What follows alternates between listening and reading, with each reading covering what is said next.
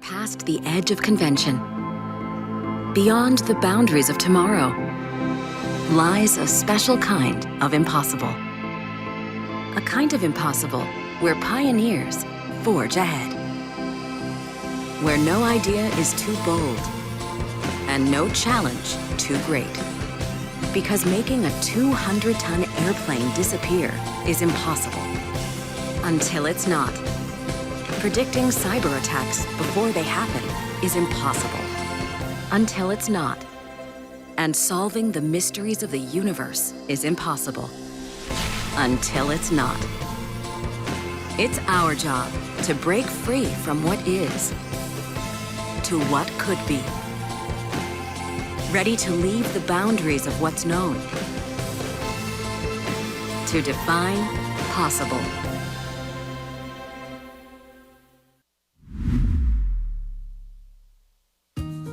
Aloha and eka mamai. Welcome to the 23rd Advanced Maui Optical Space Surveillance and Technologies Conference, presented by Maui Economic Development Board.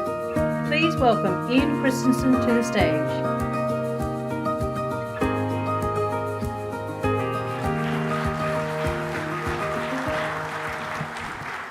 Good morning, everyone. My name is Ian Christensen. I'm the Director of Private Sector Programs with the Secure World Foundation. Welcome to day 2 of the conference and this morning's Keynote and Policy Forum. Just a reminder that we will be using the app for Q&A, so please get that up and submit your questions there. To start things off this morning, I'm pleased and honored to introduce our keynote, Dr. Ezinne Uzo-Okoro, who is the Assistant Director for Space Policy at the White House Office of Science and Technology Policy. In over 18 years of U.S. government service at NASA and the White House, Ezinne's career in science and technology includes developing national space policies for President Biden and contributing to over 60 NASA space missions and programs as an engineer, technical expert, manager, and executive. Her work in aerospace spanned Earth observations, planetary science, heliophysics, astrophysics, human exploration, and space communications, representing over $9.2 billion in total program value to NASA. Ezinne is the first woman to lead the White House Office of Science and Technology Space Policy Portfolio. Her immigration story is profiled in President Bush's 2001 book, Out of Many, One. Now pleased to welcome Ezinne to the stage.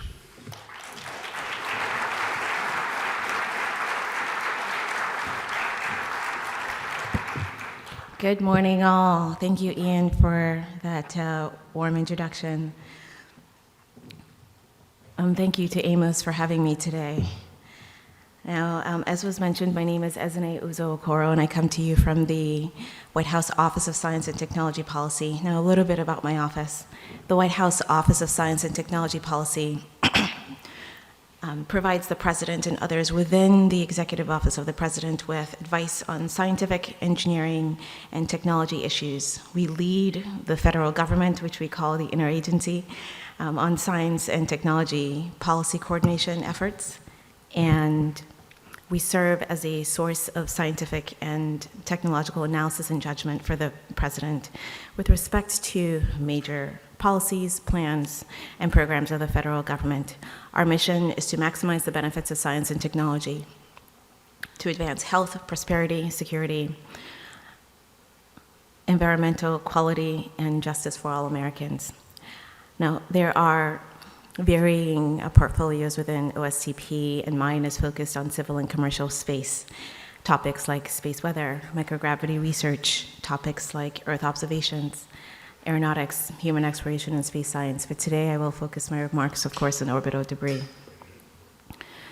Now, at the end of the last administration, an orbital debris research and development plan was released in January of 2021.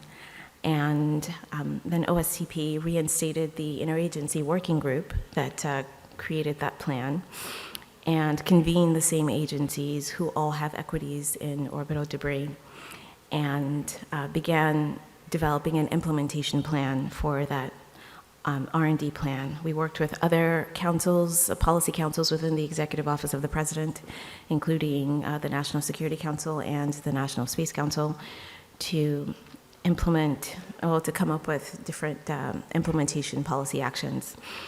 And also later last year, on December 1, the administration released its U.S. space priorities framework. And that framework highlighted our priorities for space. And one of those included space sustainability priorities, which are to mitigate, track, and remediate debris, amongst others. Now, last July, we completed our implementation plan and released it. And it really seeks to guide the U.S. government by developing a cohesive set of steps, actionable steps that the nation can take to address the growing orbital debris problem. And these actionable steps will help us understand the dynamics of the orbital environment and develop policies to limit debris creation and mitigate the impact of existing debris. Now, the implementation plan outlines specific actions for specific agencies to engage in the near term and the long term. We prioritize research areas, and we divide the orbital debris issue and our solutions into three categories. The first is mitigation, and that includes things that can be designed into a system before launch. So it includes research into shielding, designs to reduce fragmentation, and improving maneuverability. The next part of the framework and the second category is tracking and characterization of debris. How do we find new debris? How do we find more debris? How do we improve uncertainty and improve the transition of research results into operational systems? Now, the last part of our framework, which is the third subgroup, is remediating or repurposing debris. How do we address challenges, particularly in R&D for addressing small debris and large debris? So we separate those into two categories. Active debris removal is also a key part of our remediation effort. Now, you all know that the space debris problem is not new. We see it as a growing problem, and we just see it as more concerning just given the increase in activity, particularly in low Earth orbit, that we will be seeing in the future. We know that data from the Space Surveillance Network shows that as of January 5th of last year, the U.S. government catalog of objects currently was tracking around 43,700 man-made space objects, of which approximately only 5,400 of those are active satellites. And only about 24,000 have known origin, which means we can actually attribute them to a launch state. Between 2010 and 2020, the number of operational satellites jumped from about 1,000 active satellites to nearly 3,400. And that number, again, is growing with new satellites being added to constellations every week, sometimes bi-weekly. There is also an increased number of collision warnings for operators, and operators are concerned that the likelihood of collisions will increase. And from a collision avoidance standpoint, there are a number of satellite and systems maneuvering activities that have occurred. ISS maneuvered 3 times in 2020, and at least once in November 2021 due to the Russian ASAT test, and that's the anti-satellite test that was held last November. And the US government and other nations have taken a number of steps to address space debris, but more work is needed. As far back as the late 1980s, DoD and NASA jointly began to develop policies and strategies to mitigate debris. NASA developed and continues to lead be the lead agency for orbital debris mitigation standard practices. And these ODMSP guidelines were developed in 2001 and were updated again in 2019. And I'll speak a bit more about what we hope for those guidelines. But just to finish the history, since 2005, DoD has developed a space situational awareness program for partners and non-governmental entities to obtain local data on space objects, and they still run that program today. It remains the most comprehensive public catalog, even though industry is building their own catalog of objects, which we very much welcome.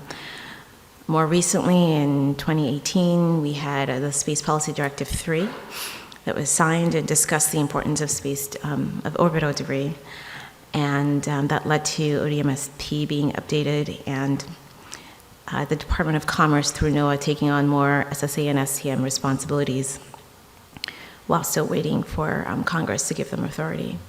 And we've got other relevant bodies, the FAA, the FCC, that are updating their regulations to be in line with ODMSP, and it is, it is in the law for everyone, but NASA and DoD have agency policies that specifically state that they will follow it. And when we think of what has worked so far, before we get to details of our plan, ODMSP is largely viewed as a success. It was built on a bottom-up effort from the US, adopted to other countries through the IADC, and then it got adopted by DoD and NASA at the policy level. We know that space debris is an international problem, but the United States really does have an opportunity to lead, as we did with ODMSP. And even though the United Nations COPIUS LTS guidelines took about 8 years to take shape and get sign off, it was this multilateral process that brought spacefaring nations together. But what we know that doesn't work is when countries unilaterally make decisions that affect the global space environment.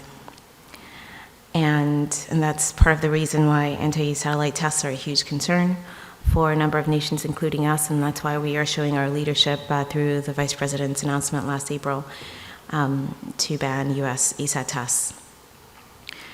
So while space debris continues to be challenging, commercial activity has taken off, which is exciting and concerning given the number of mega constellations and satellites within those constellations that are likely to grow as well. And we see more countries and commercial entities relying on satellite data for their own strategic interests. And there are also newer services in space, satellite servicing, in space servicing, assembly, manufacturing, and companies developing capabilities to refuel or recharge satellites. And what we are seeing within the US government, to give some examples, like the Defense Innovation Unit, that it's been spurring innovation in the commercial sector by identifying challenges and capabilities that they need, and letting commercial companies, like some of you, develop those solutions. We see Orbital Prime giving commercial companies funding for a broad range of technologies to repair and refuel existing satellites, to remove debris and create new capabilities in space.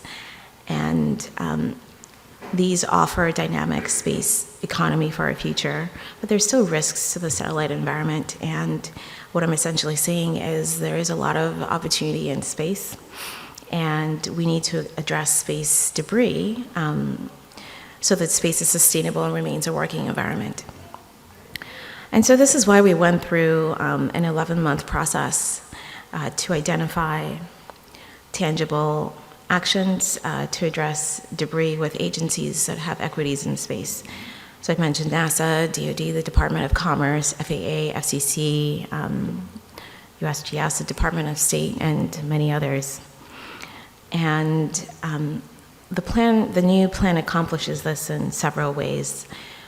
First, there are actions that are intended to investigate opportunities for using the satellite as a sensor, particularly for understanding millimeter-sized debris.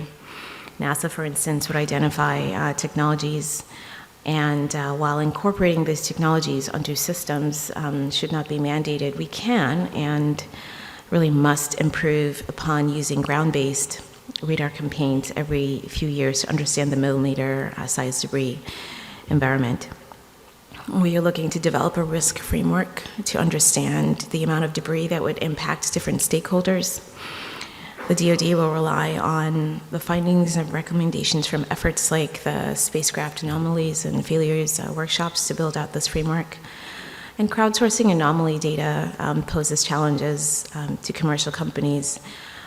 So we expect that safety data will be the first thing we do, the first step in sharing. We understand that this a reconsideration of the information distribution policy may lead to a simplified general perturbation for and propagated ephemerides actually to be shared with a larger audience.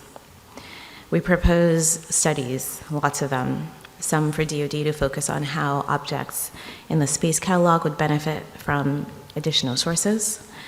The DoD has a rigorous analytical process for validating data from new sources, which compares observation data with new sources, with positional information of satellites that DoD knows very precisely and accurately. And the primary goal here is to make better predictions on where objects will be in the future to support tracking of objects and conjunction assessments. We've already started engaging with the community on several of our actionable steps. For instance, the U.S. Air Force's AFWorks program has engaged with the X Prize on determining a global incentive prize competition to push the boundaries of what is possible with debris remediation. The DoD has engaged with the community to identify common parameters needed to design debris remediation, and DoD, as well as NASA, has engaged industry representatives about what autonomous and human-in-the-loop features are needed as those departments and agencies move forward in advancing R&D in areas such as generating mitigation and maneuver instructions. Now, on ODMSP, so it wasn't updated between 2001 and 2019, but the space environment changed drastically. And we expect NASA and a number of agencies and even others within the legislative branch to take a look at all the variables and understand the impacts of changing deorbit guidelines. The starting point obviously is a best practice effort, which may bleed into informing standards and regulations. And we do need an updated review because 25 years is too long. And so that is one of the actionable steps that we anticipate that NASA and others are engaging in currently. Now, in active debris removal, prior to creating that active debris market, the risks need to be well understood. So NASA is working to identify the economic costs of strategic and technological risks in a holistic fashion with interdependencies. They are working on some cost-benefit analyses that cannot be conducted with good fidelity until cost structures are well understood. NASA has actually already requested help from some of you from industry to assist in providing cost data as they assess next steps in remediation services. Thank you. And the ODMSP is not clear on if and how active debris remove services can satisfy post-mission disposal requirements. It's also not law or legally binding for commercial operators. So we are really seeking an entire federal government process for determining if and how active debris removal can be used to satisfy this 25-year rule, because that is important. We will collect ephemerides from the federal government owned satellites, and the Department of Commerce is working to collect it from US-based companies.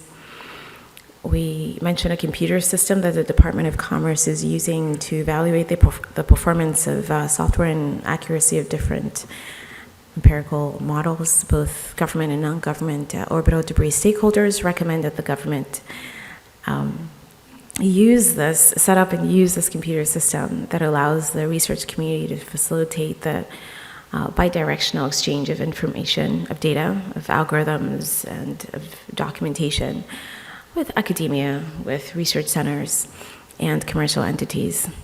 And under the Office of Space Commerce's leadership, this platform will encourage non-US government interactions with the US government, and it will validate and develop tools, algorithms, or models. Our process is really interesting because funding for all of these actionable steps do not happen outside of the standard budget agency budget process. And however, through these actionable steps and many more that have been ongoing by departments and agencies, we intend to show global leadership in space sustainability. I think it is a good time to take questions, so thank you very much for your attention, and I'll pass it over to Ian.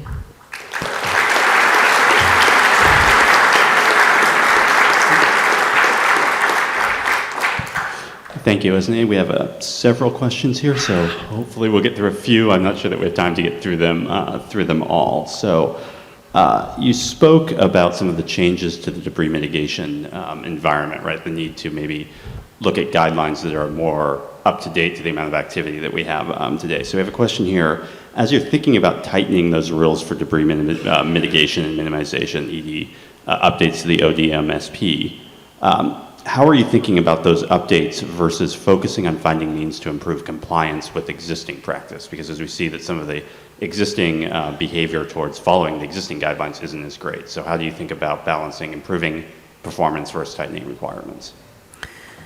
Thanks, Ian. That's a good question. And one way that we are doing that is actually through an activity that the Space Council is leading.